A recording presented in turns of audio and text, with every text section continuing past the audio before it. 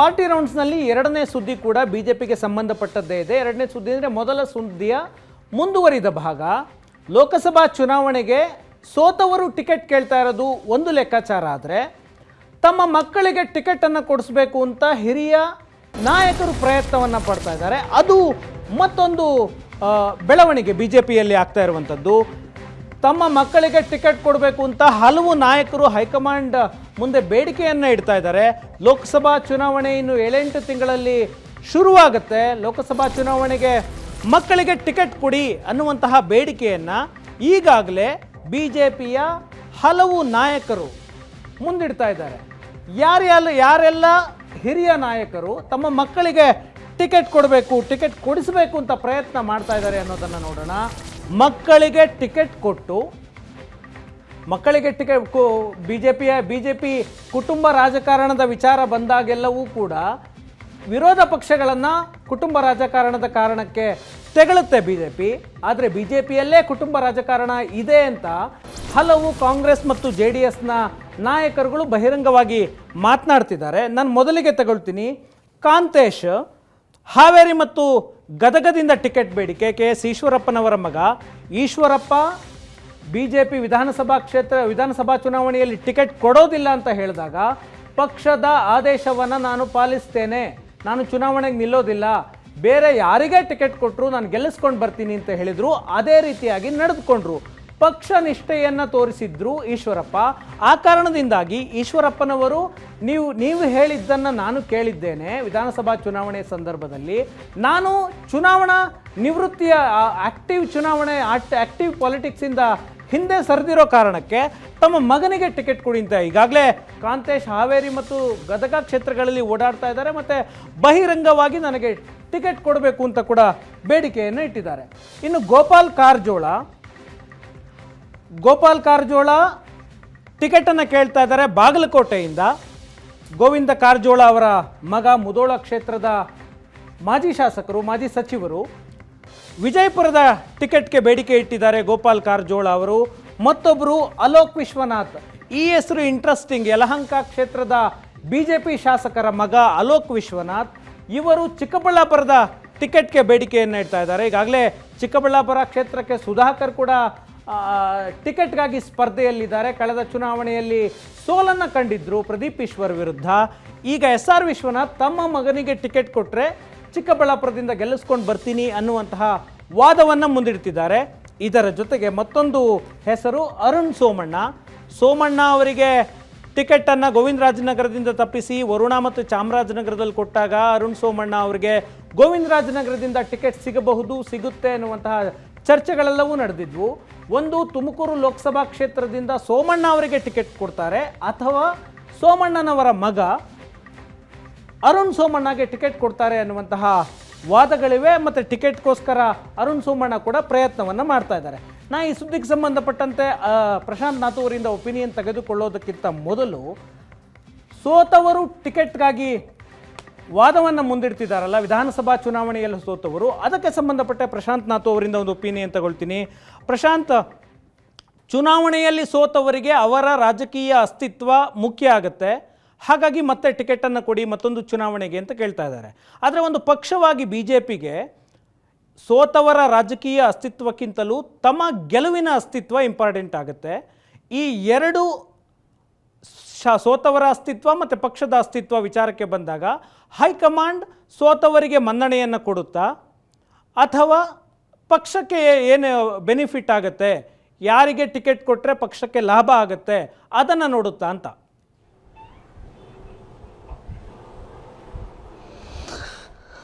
ಶಶಿಶೇಖರ್ ನೋಡಿ, ಸೋತವರು ಅನ್ನುವ ಕಾರಣಕ್ಕೆ ಯಾವುದೇ ಪಕ್ಷವೂ ಕೂಡ ಮತ್ತೊಂದು ಚುನಾವಣೆಯಲ್ಲಿ ಟಿಕೆಟನ್ನು ನಿರಾಕರಿಸಲ್ಲ. ಗೆಲುವು ಸೋಲು ರಾಜಕಾರಣದ ಒಂದು ಭಾಗ.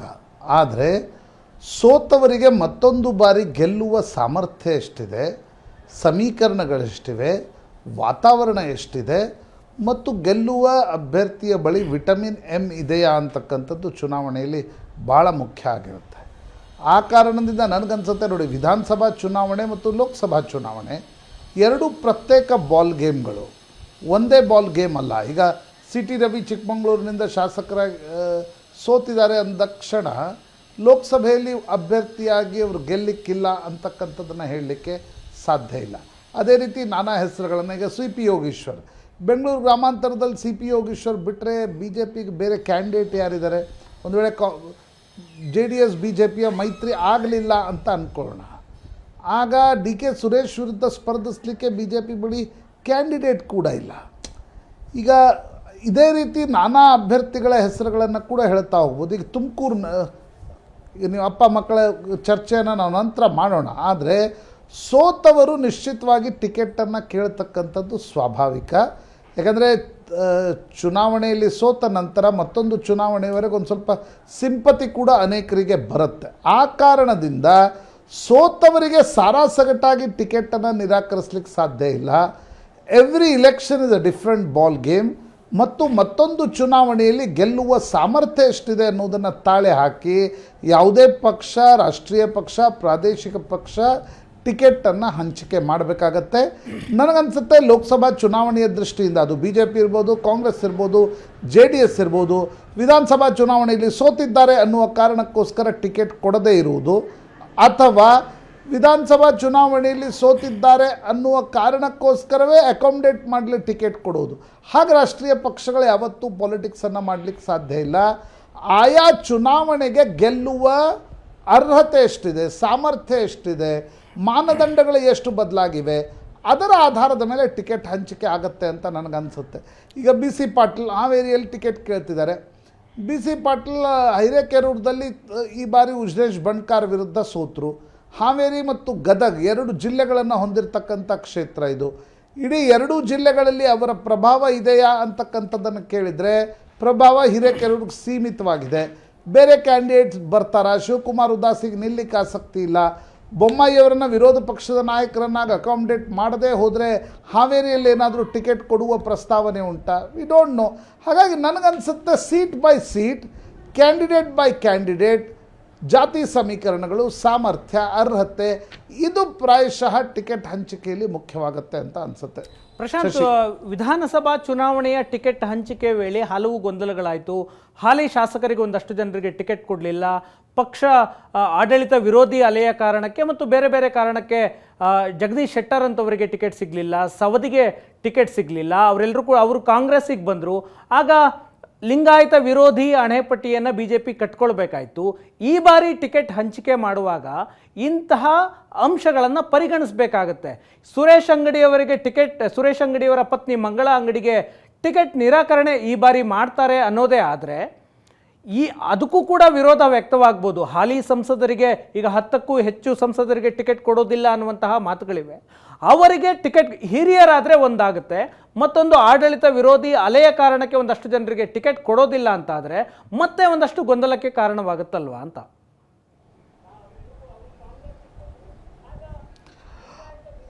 ಶಶಿಶೇಖರ್, ಒಂದು ವಿಪರ್ಯಾಸ ನೋಡಿ. ಈಗ ಕರ್ನಾಟಕದಲ್ಲಿ BJP ಕೆಲ ಪ್ರಯೋಗಗಳನ್ನು 2023ರಲ್ಲಿ ಮಾಡ್ತು.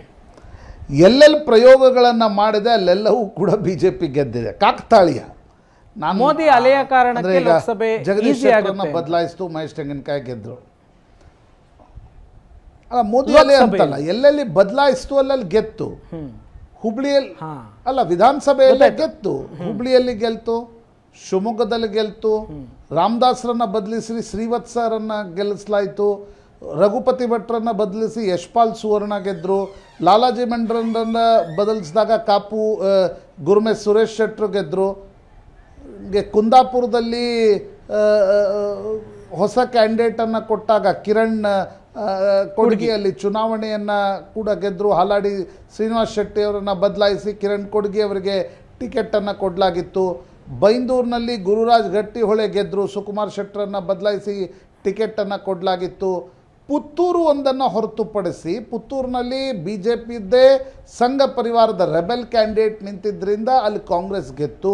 ಸುಳ್ಯದಲ್ಲಿ ಅಂಗಾರರನ್ನು ಬದಲಿಸಿದ ನಂತರ ಭಾಗೀರಥಿ ಮರುಳ್ಯ ಅಲ್ಲಿ ಚುನಾವಣೆಯನ್ನು ಕೂಡ ಗೆದ್ದರು.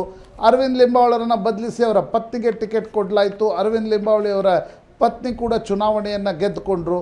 ಶಿರಹಟ್ಟಿಯಲ್ಲಿ ರಾಮಣ್ಣ ಲಮಾಣಿ ವಿರುದ್ಧರನ್ನು ಬದಲಾಯಿಸಿ ಡಾಕ್ಟರ್ ಚಂದ್ರು ಲಮಾಣಿಗೆ ಟಿಕೆಟ್ ಕೊಡಲಾಯಿತು, ಅವ್ರು ಗೆದ್ದರು. ಆದರೆ ಜಗದೀಶ್ ಶೆಟ್ಟರ್ ಮತ್ತು ಲಕ್ಷ್ಮಣ್ ಸವದಿ ಅವರ ಟಿಕೆಟನ್ನು ಬದಲಾಯಿಸಿದ ಕಾರಣದಿಂದಾಗಿ ಉಂಟಾದ ಒಟ್ಟಾರೆ ವಿವಾದ ಏನಿತ್ತು, ಅದರ ಜೊತೆಗೆ ಯಡಿಯೂರಪ್ಪನವರು ಹೆಲ್ಮ್ ಆಫ್ ಅಫೇರ್ಸ್ನಲ್ಲಿ ಇಲ್ಲದೇ ಇರುವ ಕಾರಣದಿಂದಾಗಿ ಲಿಂಗಾಯತರ ಮತಗಳು ಶಿಫ್ಟ್ ಆದವು ಅಂತಕ್ಕಂಥದ್ದು ಕೂಡ ಅಷ್ಟೇ ಸತ್ಯ. ಈಗ ಜಗದೀಶ್ ಶೆಟ್ಟರ್ ಟಿಕೆಟನ್ನು ಬದಲಾಯಿಸಿದ ಇಂಪ್ಯಾಕ್ಟ್ ಹುಬ್ಳಿಯಲ್ಲಿ ಆಗಿಲ್ಲ, ಆದರೆ ಲಾರ್ಜ್ ಮ್ಯಾಕ್ರೋ ಲೆವೆಲಲ್ಲಿ ನೋಡಿದಾಗ ಬಣಜಿಗ ಲಿಂಗಾಯತ ಸಮುದಾಯದ ಮತಗಳು ಜಗದೀಶ್ ಶೆಟ್ಟರಿಂದ, ಗಾಣಿಗ ಲಿಂಗಾಯತ ಸಮುದಾಯದ ಮತಗಳು ಲಕ್ಷ್ಮಣ್ ಸವದಿ ಅವರ ಟಿಕೆಟ್ ನಿರಾಕರಣೆಯಿಂದ ಆದ್ವು ಅಂತಕ್ಕಂಥದ್ದು ಕೂಡ ಅಷ್ಟೇ ಸತ್ಯ. ಹೀಗಾಗಿ ಟಿಕೆಟ್ ಬದಲಾವಣೆ ಮಾಡಲ್ಲ ಲೋಕಸಭಾ ಚುನಾವಣೆಯಲ್ಲಿ ಅಂತಕ್ಕಂಥದ್ದನ್ನು ಹೇಳಲಿಕ್ಕೆ ಸಾಧ್ಯ ಇಲ್ಲ. ಯಾಕಂದರೆ ಕರ್ನಾಟಕದಲ್ಲಿ BJP 25 ಸೀಟ್ ಗೆದ್ದಿದೆ. 25ರಲ್ಲಿ ನೀವು ತೆಗೆದು ನೋಡಿದಾಗ ಅನೇಕರಿಗೆ 75 ವಯಸ್ಸಾಗಿದೆ, ಅನೇಕ ಕಡೆ ಗೆಲ್ಲುವ ಸಾಮರ್ಥ್ಯ ಅವ್ರಿಗುಂಟ ಅಂತಕ್ಕಂಥದ್ದು ಪ್ರಶ್ನಾರ್ಥಕ. ಯಡಿಯೂರಪ್ಪನವರು, ಈಶ್ವರಪ್ಪನವರು, ಜಗದೀಶ್ ಶೆಟ್ಟರ್ ಇವರೆಲ್ಲರನ್ನ ರಿಟೈರ್ಡ್ ಮಾಡಿಸಿ ಅವರಿಗಿಂತ ಹಿರಿಯರಾಗಿರ್ತಕ್ಕಂಥವರಿಗೆ ಟಿಕೆಟ್ ಕೊಟ್ಟರೆ ಅದರ ಪೊಲಿಟಿಕಲ್ ಲಾಜಿಕ್ ಏನು? ಇವೆಲ್ಲವೂ ಪ್ರಶ್ನೆಗಳು ನಿಶ್ಚಿತವಾಗಿವೆ. ಆದರೆ ಕರ್ನಾಟಕ BJP ಮುಂದಿನ ಲೋಕಸಭಾ ಚುನಾವಣೆಯಲ್ಲಿ ಎಷ್ಟು ಟಿಕೆಟ್ಗಳನ್ನು ಕಟ್ ಮಾಡುವ ಸಾಮರ್ಥ್ಯ ಅದಕ್ಕಿದೆ, ಎಷ್ಟು ಬಂಡಾಯ ಹೇಳಬಹುದು ಅಂತಕ್ಕಂಥದ್ದನ್ನು ಗೇಜ್ ಮಾಡುವುದು ಈಗ ಕಷ್ಟ. ಫಾರ್ ಎಕ್ಸಾಂಪಲ್, ರಮೇಶ್ ಜಿಗಜಿಣಗಿ, ನಾವೇ 1.5 ತಿಂಗಳ ಹಿಂದೆ ಸುದ್ದಿ ಮಾಡಿದ್ವಿ ರಮೇಶ್ ಜಿಗಜಿಣಗಿ ಅವರಿಗೆ ಟಿಕೆಟ್ ಕೊಡೋದು ಕಷ್ಟ ಅಂತಕ್ಕಂಥದ್ದು. ರಮೇಶ್ ಜಿಗಜಿಣಗಿ ತುಂಬ ಆ ದಿನದಿಂದ ತುಂಬ ಸಕ್ರಿಯರಾಗಿಬಿಟ್ಟಿದ್ದಾರೆ. ನನಗೆ ಕೊನೆ ಬಾರಿ ಟಿಕೆಟ್ ಕೊಡಲೇಬೇಕು ಅನ್ನುವ ಕಾರಣಕ್ಕೋಸ್ಕರ ಪದೇ ಹೇಳಿಕೆಗಳನ್ನು ನೀಡ್ತಾ ಇದ್ದಾರೆ. ಸದಾನಂದ ಗೌಡರು ಹೊರಗಡೆ ಬಂದು ಹೇಳಿದರು ನಾನು ಚುನಾವಣೆ ನಿಲ್ತೀನಿ ಅಂತಕ್ಕಂಥದ್ದನ್ನು. ಶಿವಕುಮಾರ್ ಉದಾಸಿ ಒಬ್ಬರು ಹೇಳಿದರು ನನಗೆ ಆಸಕ್ತಿ ಇಲ್ಲ. ಅನಂತಕುಮಾರ್ ಹೆಗಡೆ ಎಲ್ಲೂ ಕೂಡ ಬಹಿರಂಗವಾಗಿ ಕಾಣಿಸ್ಕೊಳ್ತಾ ಇಲ್ಲ, ಹೇಳಿಕೆಗಳನ್ನು ನೀಡ್ತಾ ಇಲ್ಲ. ಕೇಳಿದರೆ ನನಗೆ ರಾಜಕಾರಣದಲ್ಲಿ ತುಂಬ ಆಸಕ್ತಿ ಉಳಿದಿಲ್ಲ ಅಂತಕ್ಕಂಥದ್ದನ್ನು ಹೇಳ್ತಿದ್ದಾರೆ. ತುಮಕೂರಿನಲ್ಲಿ GS ಬಸವರಾಜು ಹೇಳಿದರು ನಾನೇನು ಚುನಾವಣೆಗೆ ನಿಲ್ತಾ ಇಲ್ಲ, ಸೋಮಣ್ಣಕ್ಕೆ ಕೊಟ್ಟರೆ ಕೊಡಿ ಅಂತಕ್ಕಂಥದ್ದು. ಅಂತಿಮವಾಗಿ ನನಗನ್ಸುತ್ತೆ ಚುನಾವಣೆಯ ವಾತಾವರಣ ಸೆಟ್ ಇನ್ ಆದ ನಂತರ ಗೆಲುವು ಸೋಲಿನ ಮಾನದಂಡಗಳ ಪ್ರಶ್ನೆ ಬರುತ್ತೆ. ಆಗ ಟಿಕೆಟ್ ಹಂಚಿಕೆ ಹೇಗೆ ಆಗುತ್ತೆ ಅಂತಕ್ಕಂಥದ್ದು ಬಹಳ ಮುಖ್ಯ. ಕರ್ನಾಟಕದೊಂದು ವಿಚಿತ್ರ ಕೇಸ್ ಅಂತ ಅನಿಸುತ್ತೆ.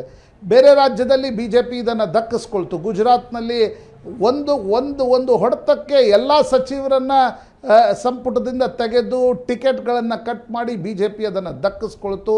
ಆದರೆ ಕರ್ನಾಟಕದಲ್ಲಿ ಜಗದೀಶ್ ಶೆಟ್ಟರ್ ಮತ್ತು ಲಕ್ಷ್ಮಣ್ ಸವದಿ ಅವರಿಗೆ ಟಿಕೆಟ್ ತಪ್ಪಿಸಿದ್ದು BJPಗೆ ಒಂದು ಕಾಸ್ಟ್ಲಿ ಅಫೇರ್ ಆಯಿತು.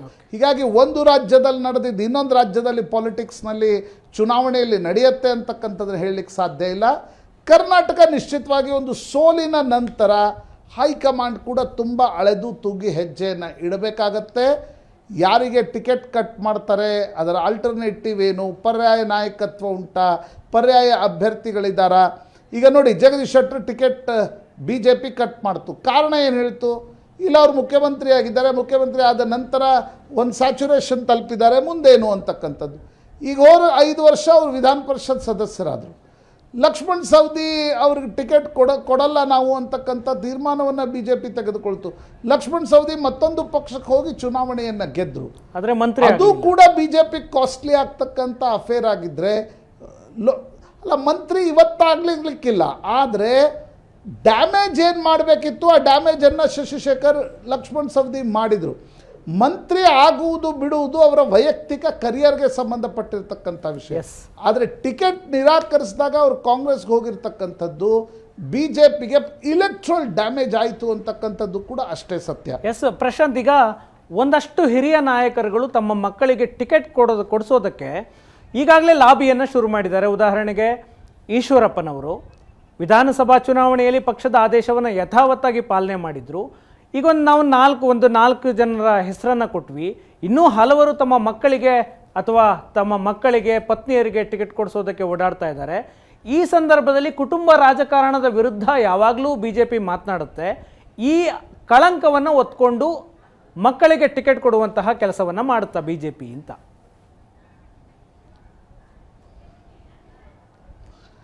ಶಶಿ, ನಿಶ್ಚಿತವಾಗಿ ಕಳೆದ ಕೆಲ ವರ್ಷಗಳಿಂದ BJP ಆ ದ್ವಂದ್ವದಲ್ಲಿದೆ.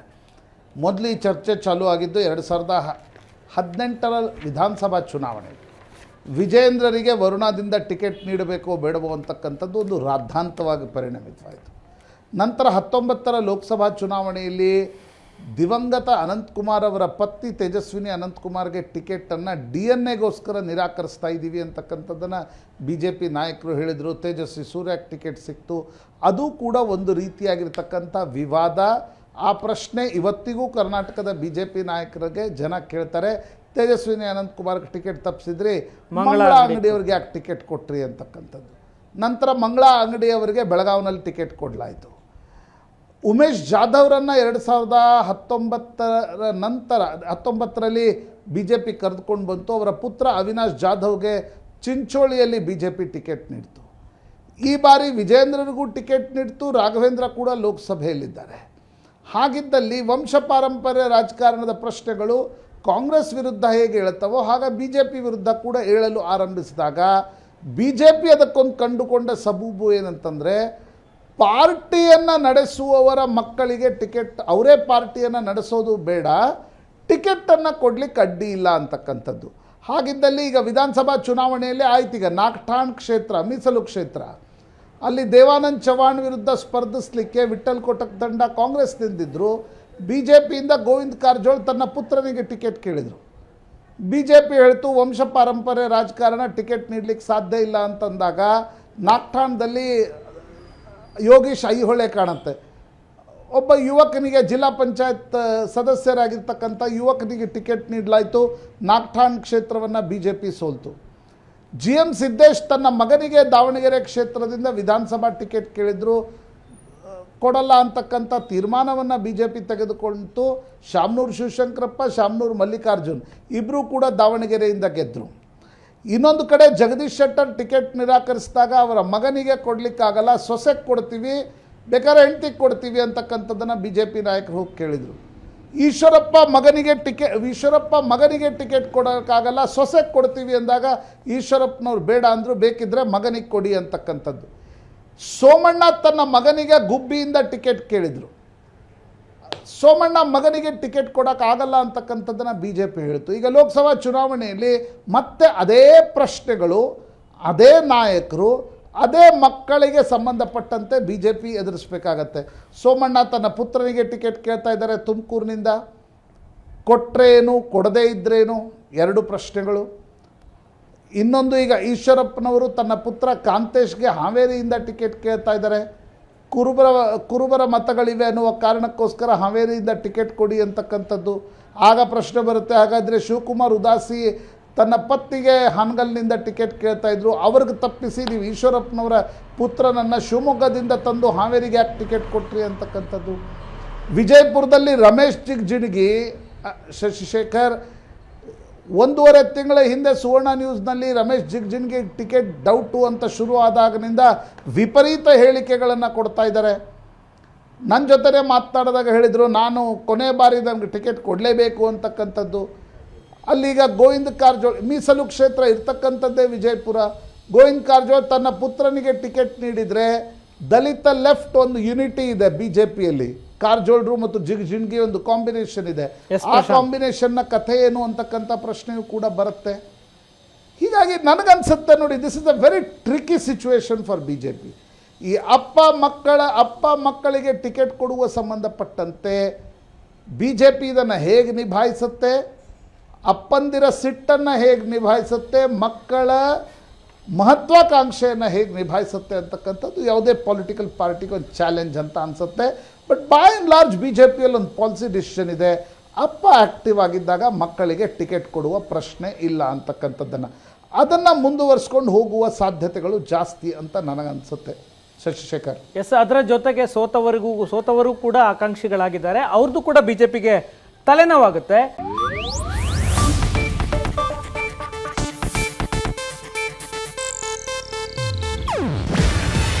ಇದು ಏಷ್ಯಾನೆಟ್ ನ್ಯೂಸ್ ನೆಟ್ವರ್ಕ್ ಪ್ರಸ್ತುತಿ. ನೀವು ನೋಡ್ತಿದ್ದೀರಾ ಏಷ್ಯಾನೆಟ್ ಸುವರ್ಣ ನ್ಯೂಸ್.